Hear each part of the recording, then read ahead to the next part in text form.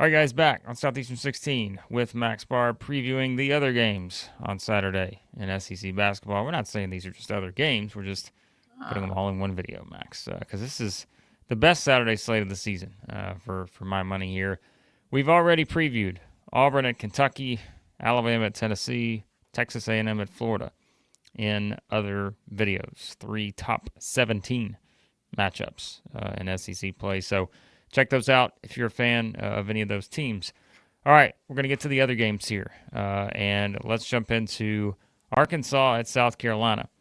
Max, a big game for the Hogs against a South Carolina team that, well, as we know, has been pretty good at home. And, well, now we can actually say that and say the Gamecocks have a win at home because they did beat Texas by 15 last Saturday.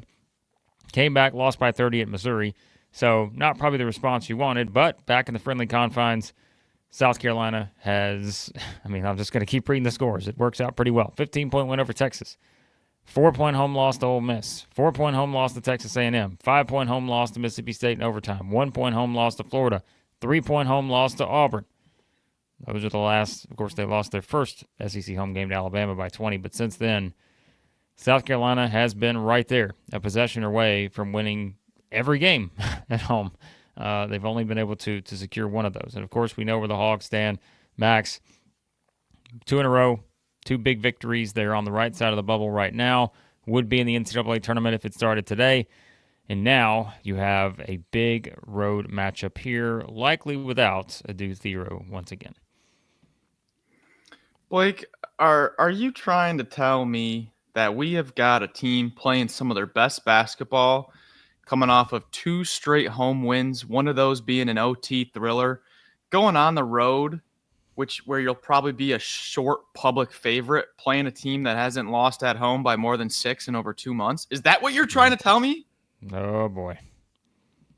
Oh, man. Hogs fans, I know. We're going to break down the matchup, but just to the eye, to the spot here, Blake. Oh, man, this is setting up for the classic coming off the double home week. One of them was an OT thriller. And then you got to go on the road to face South Carolina, who hasn't let anybody go in there and just walk out of there with an easy win, except their very first home game of the SEC slate, which seems like 3 years ago now, Blake. Boy, I tell you, this is this is a tricky one. I'm just going to be honest with you for Arkansas fans. Whatever nails you have not bitten off yet, you may be ready to bite your nails for this one because, this should be one that probably should scare you if you're an Arkansas fan because, like we said, you have to sort of look at South Carolina as 2 different teams here, like the one that plays at home and the one that plays on the road. And like we mentioned, the one that plays at home has legitimately almost knocked off the number 1 team in the country, the number 3 team in the country. Who else? Like multiple top 25 teams, multiple top 5 teams. They've almost beat them at home this season. And so I think that is where you certainly have to look at the home road splits for South Carolina rather than just looking at it from the perspective of, yes, if you want to look at conference only play. They're 16th in every significant offensive category, minus offensive rebounding and free throw percentage. Everything else, they're last in the SEC.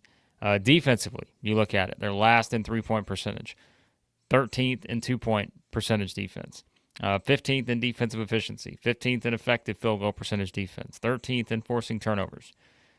But again, it's just those numbers compiled together to include some of those just bad performances on the road. And now you get them at home, like we said, against an Arkansas team without Thero. This is where I think you look at it. We know what Colin Murray-Boyles can do, right? And I think when it comes down to this game, obviously he's going to be a major factor if they're going to win this one. But we've also talked about how different at times South Carolina's played. Now with Jamari Thomas, missed those, 4 or 5 games there in the middle of the season. He's been back, been very consistent. And then it's like, okay, who's going to be the guy that steps up and makes some of those other big type plays, right? It was Zachary Davis against Texas where he had that game. I think he had 12 points, 5 rebounds. And so it's just all those It's trying to figure out what is the combination. How's this going to look for South Carolina if they can pull off this win against a red-hot Arkansas team? Yeah. We go to our friend Bart Torvik, and I tell Bart, hey, Bart, let me know the numbers for the month of February. This is the last day of February as we sit here and record this. How have the teams played this month? Well, Bart got back to me, and he said, Max, Arkansas ranks 16th in the nation in the month of February. They've been playing some pretty good defense. They have the number 5 defense of the nation over the month of February, but the number 55 offense, kind of as we expected. I think that defense a little bit higher than I thought it was going to be, but Hogs are playing well. South Carolina back at 99th. Now this is an 8-game, sometimes 7-game, depending on if you had the midweek off sample size. So don't go crazy here. But Blake, these were eye-popping numbers to me. Eye-popping. South Carolina's 3-point percentage offense and 3-point percentage defense. We knew it was rough. But can you give me a rank? There's 364 D1 teams. Give me a rank for what South Carolina's 3-point percentage defense ranks over the month of February. They played 7 games in this month. I feel like we were having that conversation about who has the worst 3-point defense in the SEC, and I think I limited it to Vanderbilt and Mississippi State and forgot about South Carolina.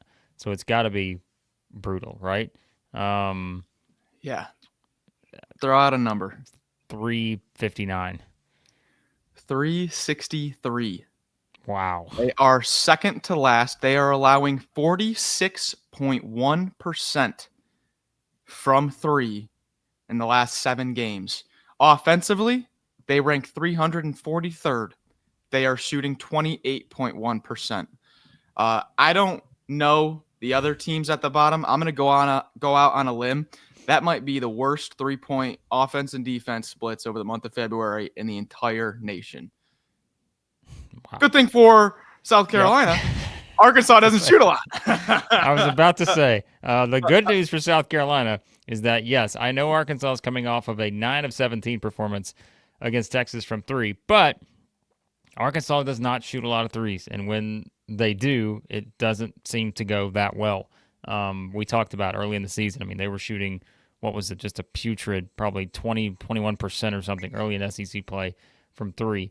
That number went up a bit, but even in some of these games, right, like, Auburn, 16%, A&M, 33%, LSU, 33%, 35% against Alabama. So they're just, like, as we always say, if you're looking for the formula for an upset, can the favored team exploit one of the biggest weaknesses of the underdog? And like in this scenario, it doesn't really feel that way, right, with Arkansas, where, like you said, they're kind of a team that's built a little bit differently here. And we know, too, with the Hogs, they're going to be a team that you feel like is going to try to be off the dribble, get into the lane, get some easy buckets, those kind of things. And also, I think for South Carolina, I don't think I've even realized, Max, how because South Carolina's shooting numbers have just not been the best, and obviously their turnover numbers haven't either, I'm like their free throw, like getting to the free throw line for South Carolina is just huge in this game. And that's where, again, it's a home game. Let's see, if you certainly get the whistles going your way and have those opportunities to get to the free throw line. The thing, too, about Arkansas, what we talked about all year, depth. They're not a team with depth just because the numbers are not there, especially without Thero. So, I mean, there's a path there for the Gamecocks. Yeah, Arkansas is probably going to play those 7 guys. Same 7 they played against Texas. Yeah. They had 7 guys that played over 21 minutes. It's probably going to be the same deal here. Like, we basically we're not too kind to the Gamecocks in their offensive outlook. But defense wins championships. Give me the Gamecocks at home because the 3-point line is just going to be an absolute mess in this game. I think it's just going to be all inside. And, hey, Arkansas gets 1 guy in foul trouble. Oh gosh, sound the alarms. Colin Murray-Boyles might have a double-double by halftime. I'm going Gamecocks. South Carolina, I had to look up the number. They're 17th in the country in free throw attempts per game. They're shooting 24 per game. And that is absolutely worrisome, I think, for Arkansas. If they were to get in foul trouble early here and they're having to chase and we see how well South Carolina's played at home, that is going to be an issue. I will wait and see if it's an issue before I pick South Carolina, though. I'm going to pick Arkansas. Nice. Maybe Max just for the sole reason that we know what's going to happen here. If South Carolina beats Arkansas, all of a sudden that bubble gets a lot more Oh, interesting man. for the SEC. And maybe I'm just trying to will some of these teams into the NCAA tournament because, and remember, let's say this just to add to this conversation. South Carolina, Arkansas losing this game to South Carolina would not be equated as a truly bad loss the way we usually define it. It would not be a good loss, but it would not be a bad loss, right? You think about, we talked about some of those ACC teams. If they lose games to the bottom tier teams in their conference, they're done for. But a team like Arkansas losing to South Carolina would not really hurt them that much. Now, you don't want to put yourself in that position. So I'm gonna pick Arkansas here reluctantly because I just, again, South Carolina at home is the big story here. To me, that's the biggest thing. It's not anything with Arkansas. It's how good South Carolina has been at home. And so I would expect another close game here, but I like the confidence that the Hogs are playing with, and we've seen them go on the road and pick up some big wins and or play teams really well over this past month. So I'm going to pick Arkansas in this one. All right. We spent a lot of time on that game because we're all in on this Saturday slate, baby. Here's an interesting game for other reasons. Oklahoma at Ole Miss. Again, we know where the Sooners stand. I think Oklahoma is a win-out scenario to get into the NCAA tournament potentially. They're 4-11 in the SEC. They may not have to win out. That's how crazy things are right now in the bubble. But you don't want to put yourself in a position, I think, where you're losing a couple games down the stretch because I just do not see a path for them if that happens.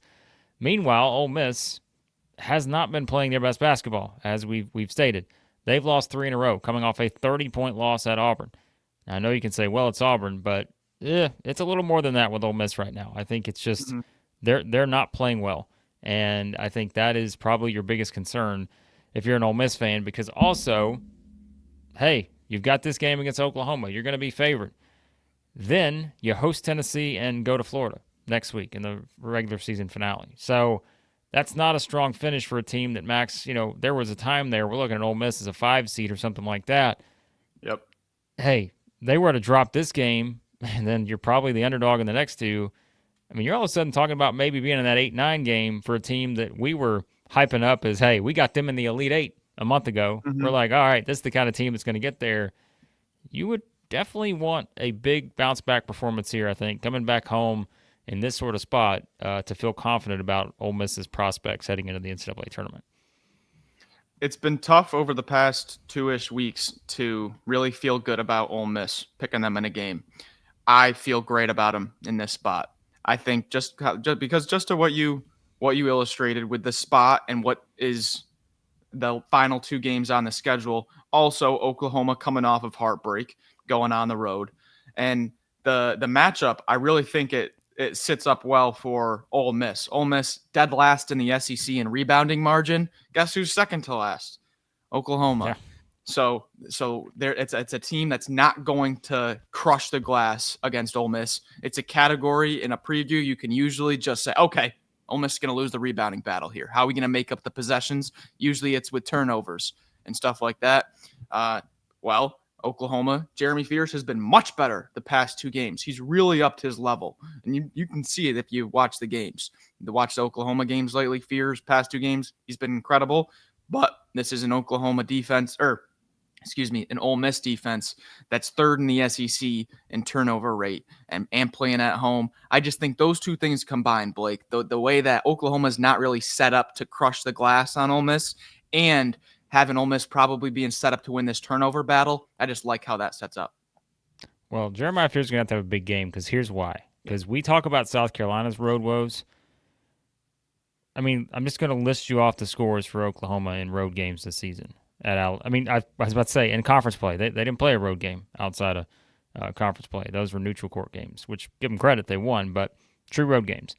Lost by 28 at Alabama, lost by 10 at Georgia, won by 3 at Arkansas. Now, that was a month ago when Arkansas had not really turned it around yet.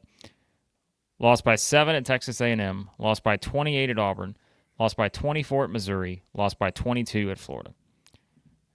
Like, they have been brutal on the road this season in true road games. And so that's one where this is a different setup because you have an Ole Miss team that's just not playing well right now, and you wouldn't expect this to be a 20-point loss or something for Oklahoma. But man, I look up and I'm like, they've just not they don't play well away from home, and like I said, that's not a great formula for them because 2 of their last 3 games are on the road here in must-win scenarios, and I'm trying to figure out are they going to show us something on the road that they really have not shown us this season, especially against a team like Ole Miss, who we've said can force turnovers and not let you run your stuff. And I think that's going to be the difficulty for me with Oklahoma here is you would expect Ole Miss to get some of those easy baskets probably off turnovers. And they're also a team that's just not going to beat themselves. And I think that's really what it comes down to. Like you said, Fierce has to have a big game. Moore has to have a big game. I mean, these are pretty, mathematical equations that make sense when it comes to what Oklahoma has to do to win. But I just think, you would expect the Chris Beard team to bounce back here, and you do it against a team that has not given us any confidence on the road this season. It just, maybe this is one of those SEC games where, like, it seems so obvious who the choice is here that maybe it winds up surprising us. I don't know. Well, because the other angle of this game, and I've seen, now this is not coming directly from me, this is just discourse that I've seen on social media about Ole Miss and how they have really kind of gone in the opposite direction of what we were talking about mid-January, is the Indiana coach situation. Yeah. Is this going to be a thing where we look back in May and June and say, okay, well, that makes sense now. Now. That's just a hypothetical. I'm throwing it out there, guys. But if we're talking about situations where Oklahoma maybe comes in and wins this thing and we're like, what the heck? How is Ole Miss not ready to go for this thing? You can kind of tie that kind of narrative into it. But I'm not buying into that right now. I'm going Ole Miss. I think this spot sets up real nice for them. And if I know anything about Chris Beard and Mark Adams' old Texas Tech teams, even if there is something going on behind the scenes, they're playing to win the game. I'm going Rebels. Yeah, and you said a word there, I think, that I would use for my reasoning here, old. I feel like this is one of those where we've said all year Ole Miss, one of the oldest, most experienced teams in the country. They've hit a rough patch here, and they kind of ran into a part of the schedule where it was really hard to get back on track, right? You lose the home game against Mississippi State. That was kind of a desperate Mississippi State team. Then you had to go play at Vanderbilt. Tricky place for everybody to win this season. We talked about it. Vanderbilt was playing for the bubble, all that. You lose by 5. And then it's like, well, anybody can go in and have the wheels fall off when you play at Auburn if things get going south in a hurry, which it did in that game. So I don't, maybe it's just that's part of it. Maybe it's not so much Ole Miss bad. They're in trouble. It's just they hit a patch here where a lot of teams could have had the same sort of outcome in these past 3 games. So I'm going to lean on Ole Miss to bounce back here with the old guards, as we always say, and I think that probably is the difference in this one here. So, give me the Rebels as well for this matchup. All right, LSU at Mississippi State. By the way, I don't know if I gave the game times. The Arkansas at South Carolina, that's a noon Central tip-off on the SEC Network. Oklahoma at Ole Miss is a 1 p.m. Central tip-off on ESPN2. And then you have this one, LSU at Mississippi State, 2:30 p.m. Central Time on the SEC Network. Now, look, that's a 2.5-hour window between Arkansas and South Carolina. So the hope is that Mississippi State and LSU fans, you'll be able to see your game as it takes place. And again, for all who are hoping not to play after Texas A&M, don't worry, they're the late game on Saturday night. So there are no games scheduled after them. That's all the jokes being made on Twitter this week. But all right, this one again, kind of one of those games that probably in the grand scheme of things will be a bit of an afterthought for most people, just based on the fact that, look, we know Mississippi State is in the tournament. They're not really, in worrying about dropping out or anything like that. They have lost 2 in a row, though, and they did lose that game at Oklahoma and then just got thumped at Alabama, as we know, 111-73. Meanwhile, if you're looking at it from LSU's perspective, we said LSU's been playing some better basketball, and really over the past couple weeks now. Maybe even further than that. Maybe go 3 weeks. Go back to that Ole Miss game where you felt like they should have won that one. Didn't play bad at Arkansas. Won at Oklahoma. Beat South Carolina at home by 14. Didn't play bad against Florida. Had a lead there in the second half. Didn't play bad against Tennessee. Wound up losing by 6. This is kind of one where I think you've seen maybe LSU rally a bit around Matt McMahon here down the stretch because they played better. It hasn't always equated to wins, and they're not going to make the tournament, but from that standpoint, hey, they may be in that position where they're fine with sort of trying to play the spoiler role here as they head into Starkville. The Tigers have rallied. They have bought in behind Matt McMahon. They have completely. If you watched LSU a month ago, maybe stretch that out to like a month and a half ago, and you watched how they worked, it was a lot of Jordan Sears, Cam Carter, and Corey Chest. It was like a big three almost. Mm-hmm. They've completely changed their entire way of playing. They're now playing 6'5" Jai Bailey at the 4. They've gone completely small ball. And while they've sacrificed rebounding, over the last month on Torvik, they rank in the bottom 30 in the nation in both offensive and defensive rebounding. They have completely sacrificed their rebounding. However, 57th in 3-point percentage offense rate. Now, this is not percentage. This is like the rate of how often they're shooting. 57th in the nation, and then 58th on defense. So they are getting up a lot more threes than they were in the beginning of the year, and they're going small ball, able to switch on the perimeter. They're limited in 3-ball. So, Blake, what they're doing, what Matt McMahon is doing, they're winning the perimeter now. They've kind of sacrificed the inside, and they say, okay, let's win the perimeter. Let's get Cam Carter going, and we're going to have chances to win this game. That's what LSU's doing. Winning the perimeter, you say, against a team that's, oh my, that's not ideal. That's not what Mississippi State fans want to hear.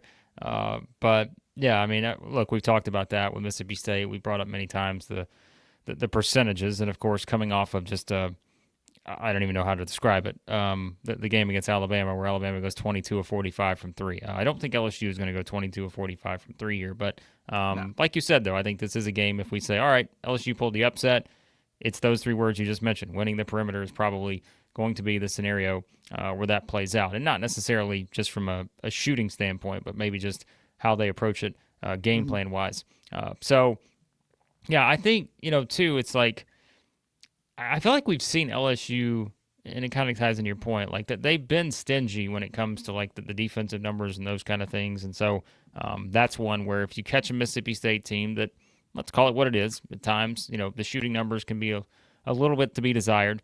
I'm curious to see how Chris Jans' team attacks LSU in this matchup because, like we said, I do think you look at LSU and there are some things to like, and they played some of these games, and I feel like it's sort of the same story they had. Maybe it was a couple years ago where they just could not offensively hit that level they needed to consistently, but yet you felt like they could do some things defensively to play some of these games in the 60s, low 70s, that kind of thing, but they just could not find enough of an offense at times to be able to get there. But again, we saw some of those kind of outbursts against Oklahoma on the road, having Cam Carter go off for a legendary game, and then, of course, beating South Carolina. But yeah, so I think this one's a little more intriguing than people may think just looking at it on paper. I think it's a Keyshawn Murphy game. I think it's a Murph game. Coming off the double-double against Alabama, had 18 and 11. He's got 1, 2, 3. Yeah, he's got 3 double-doubles on SEC play so far. I think we see number 4 tonight from Murph. I think we see a Murph double-double here just because of the way that LSU sets up defensively, the way that what they've been conceding and what they've been taking away. I think that Murph mid-range game, kind of ISO ball there, they get Murph one-on-one with maybe it's the freshman Robert Miller, some of the younger defenders for LSU. And I think Scott Padgett, Chris Jans, I think they can draw some stuff up for Murph. And I think it's kind of one of those inside-out games for Mississippi State. Might see the threes fall in the second half, and you just have to plug inside for the first. But I think it's a big boy game here for Mississippi State. They still got the size, Blake. It's been more of a perimeter Bulldog team this year, but they still got some. All right. You're picking Mississippi State. Yep. I am going to pick Mississippi State, too. I think they got a little their home mojo back in that win against Texas A&M, a week and a half ago. So I think maybe that's the difference here. But again, I wouldn't be surprised if LSU makes this interesting because I think they've been playing better basketball over the past several weeks now. So, all right. Let's get to this next one, which this should be fun. Missouri at Vanderbilt, 5 p.m. Central on the SEC Network. A big game here for these two teams and a rematch from when they played. Let's see, that was back on January the 11th. Missouri won that game 75-66 in Columbia. And, obviously where these two teams are now compared to where they were then, Vanderbilt never led in that game, but we know the Commodores just came off of what I still believe was an NCAA tournament clinching win at Texas A&M. And now they get to host a Missouri team who, as we've noted many times, when you look at the Bart Torvik splits and all that, playing like one of the top 5 teams in the country over the past at least month and a half, probably. So yeah, it's a tough challenge for Vanderbilt, but also a tough challenge for Missouri because they're walking into Memorial Gym, and well, we've seen what happens for teams that do that this season. Vanderbilt has only lost 2 games at home all year. They've only lost twice. They lost way back January 7th, the first home game of SEC play. They lost to Mississippi State. And after that, they lost to Auburn. Other than that, no one's been able to go into Memorial and beat the Commodores. Nobody. And I know Missouri is a dang good team, but they have lost majority of their games on the road. Lost at Auburn, lost at Texas, lost at Tennessee, lost at Arkansas. Vanderbilt, Blake, is right up there with, I would say, Texas and Arkansas. I would say even harder right now. I'd say Vanderbilt might be even a harder place to play than Bud Walton in the Moody Center. This is going to be a projected spread about -2.5 for Missouri. I wouldn't be surprised if this even gets shorter, if it's even closer to a 50-50 pick 'em here. That's what I'm feeling for this game.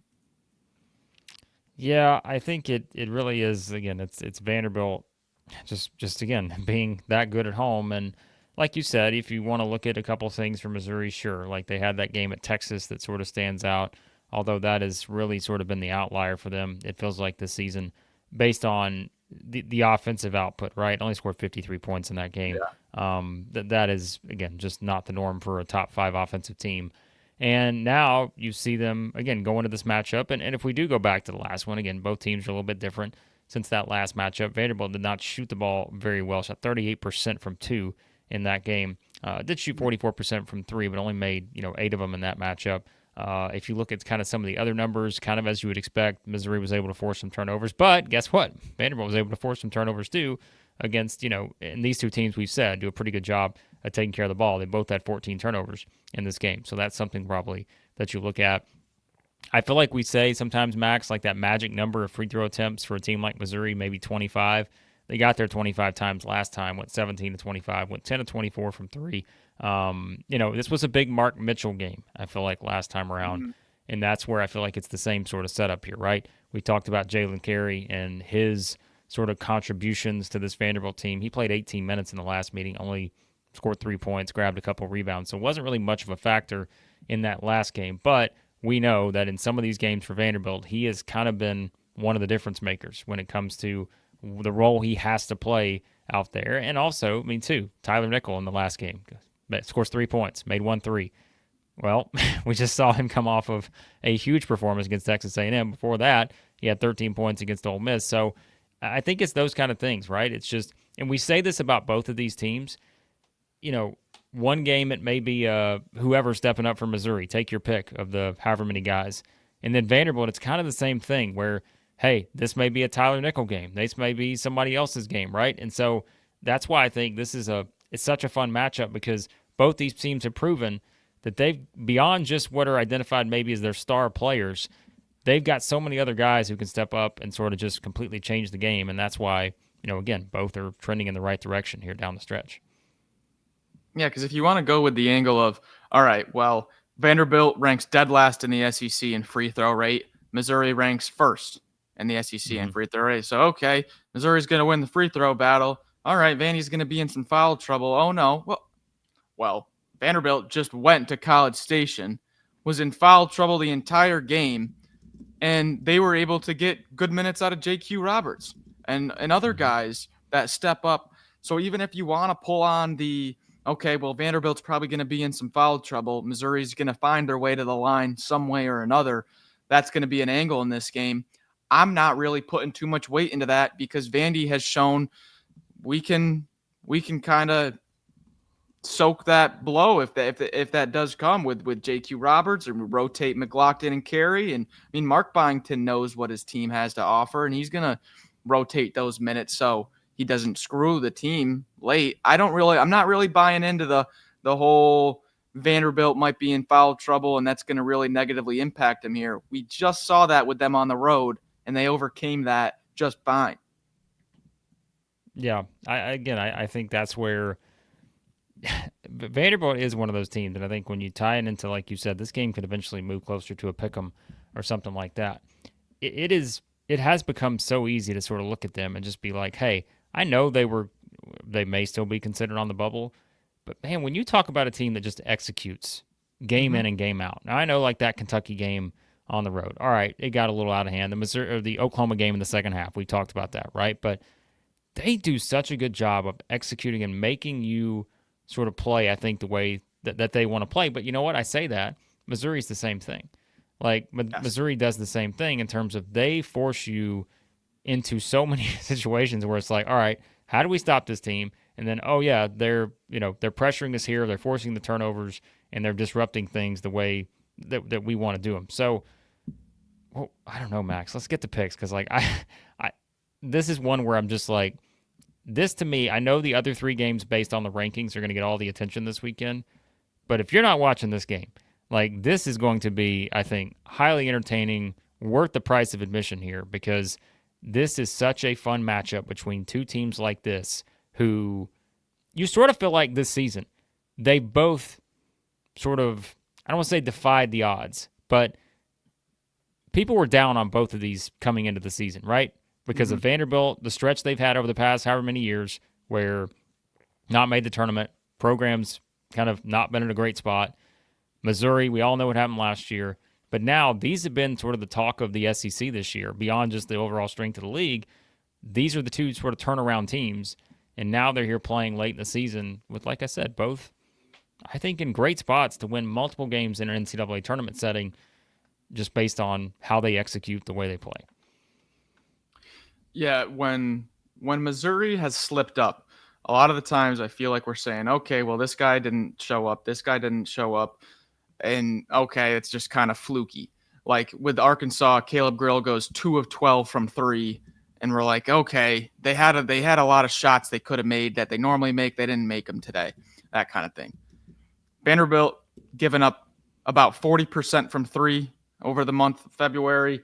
I just think that this is a game where Missouri's going to be able to go in there and make their threes and get their looks. And if they are, I trust Missouri to match Vanderbilt with the scrappiness, the backcourt turnovers, and taking care of the ball. That battle, I think that's going to be a fantastic battle. And I don't really give the edge to either side. So I'll lean on the offense I trust more over 40 minutes, which is Missouri's. So I'll go Tigers. Oh boy, you know my process here, Max. Last time around when these two teams played, I picked Vanderbilt because, well, we were in a pretty crucial stretch there where the Missouri fans made it clear I needed to pick Vanderbilt. And that formula has usually worked pretty well. So I'm going to keep going this. I cannot, my rule is that I will not put the Southeastern 16 Kiss of Death on the Missouri Tigers. So therefore, you pick Missouri. By default, it is written in the contract. I cannot pick them. So it's okay. Vanderbilt is the choice. All right, Missouri fans, don't worry. The contract continues on here. I'm not going to breach the contract with the Missouri fans. I would never do that. All right, Georgia, Texas. Here for this one. I feel like I'm like the college game day, like Kirk Herbstreit or whatever, Jay Billis. Whenever they make the picks on game day, they have to sit it out because like they cannot make their pick. I feel like we made to institute a rule for me in the Missouri games where I have to sit it out. It's too much. It's too much pressure. It's too much. We'll get to that next season. All right, Georgia, Texas, 7 p.m. Central, ESPN2. Whoa, you're telling me that Georgia and Texas are playing prime time on Saturday with the entire season potentially on the line? Does it get much better than that? Our friend Joe Lenardi has updated his bracket, Max. And would you like to know what Mr. Lenardi has as of Friday morning? Guess who the last team in is, Max? The Longhorns. Guess who the first team out is, Max? The Bulldogs. Oh, man. It does not get any better than this when it comes to stakes. This may be one of the biggest games of the SEC season based on these two teams sitting here, everything on the line. Don't worry, they still got a couple more games. This isn't going to be the end-all, be-all, but it is significant between these two based on where they're at on the bubble. I'm all in on this one, Max.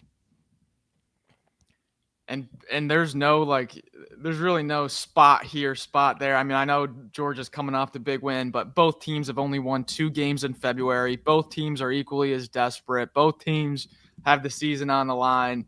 This is throw your spots out. To crumble your spots up that you usually like to play, throw it in the trash. You got 2 teams playing for their lives here. So let's look into the matchup a little bit. Georgia on the road. How has Georgia on the road been? They haven't won a game on the road since November 15th against Georgia Tech. Okay, noted. Georgia, not the best on the road. How is Texas at home? Last time home, they got the win over a shorthanded Kentucky team. Now, that was a game where we came on the live Saturday and we said, Texas won the game.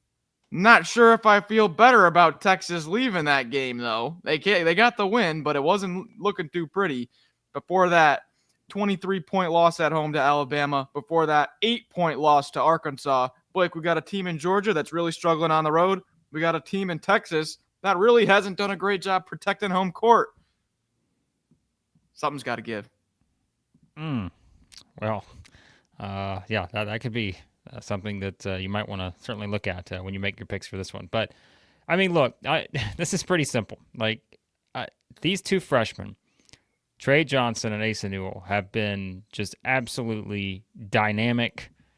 I mean, they've been 2 of the best freshmen in the SEC in a while. Now, I'm not saying, again, you can rank them wherever you want to, but, like, there's no question. And I know people are going to be like, well, come on, Trey Johnson's just the obvious one of that group, right? But, Max, we've said so many times, Asa Newell, you look at, like, the efficiency ratings and all that, like, he is right there, like in the top. I don't even remember where it is now, like 4 or 5, something like that in the SEC this season in terms of his overall numbers.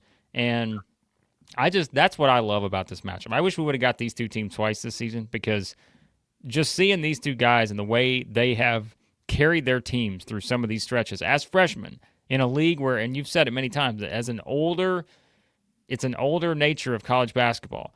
And yet you've had 2 freshmen like this who have carried their teams at times, and now everything's on the line here down the stretch. And we've seen both of them make clutch play after clutch play this season. The storyline doesn't get much better, unless they're sitting there at 1-2 or something in the country maybe. But, like, it's going to be a lot of fun to see which of these 2 guys, because we've seen it so many times, takes over here and maybe is the difference in who wins this game. Yeah, when you look at Georgia and how could they attack this Texas defense on the road, because the Georgia offense is what we've kind of had our issues with. How can they find success on the road at the Moody Center against a Texas team that's going to be playing their hearts out? Well, Texas dead last in the SEC in free throw rate. They've been putting teams on the line a lot. Now, I know it's going to be a Moody Center whistle. It's not going to be a Stegman whistle, but Georgia has shown that they still can get to the line on the road. At just the last road game for Georgia at Auburn, they shoot 25 free throws. Auburn shoots 28, right there, neck and neck with Auburn at Neville. So, Blake, I think Georgia's going to be able to win the free throw battle. I think they're going to be able to get to the line and maybe get an Art Kaluma, a Shedrick, one of these guys in foul trouble. But if you look at the flip side, I think Texas has the turnover battle won fair and square. So I think that evens out. Are you kidding me with this matchup? I can't find an angle anywhere.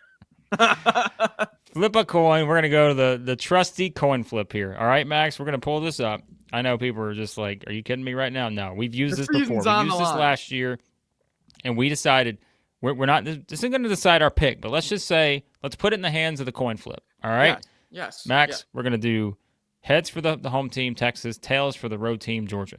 Honor system on the flip here. It's flipping, it's tails. The coin flip says the Georgia Bulldogs. Okay. So, okay, who are we going with here? That helps me. I'm rebellious by nature. Give me the Longhorns. Give me the Longhorns. Me too. That was pretty easy. The coin flip's going to tell me Georgia. Come on here. No, in all seriousness, we've said it. It's Georgia on the road this season. Yeah. Like other teams we've mentioned throughout this entire video. It's been a little bit different. And Texas at home, you've talked about many times.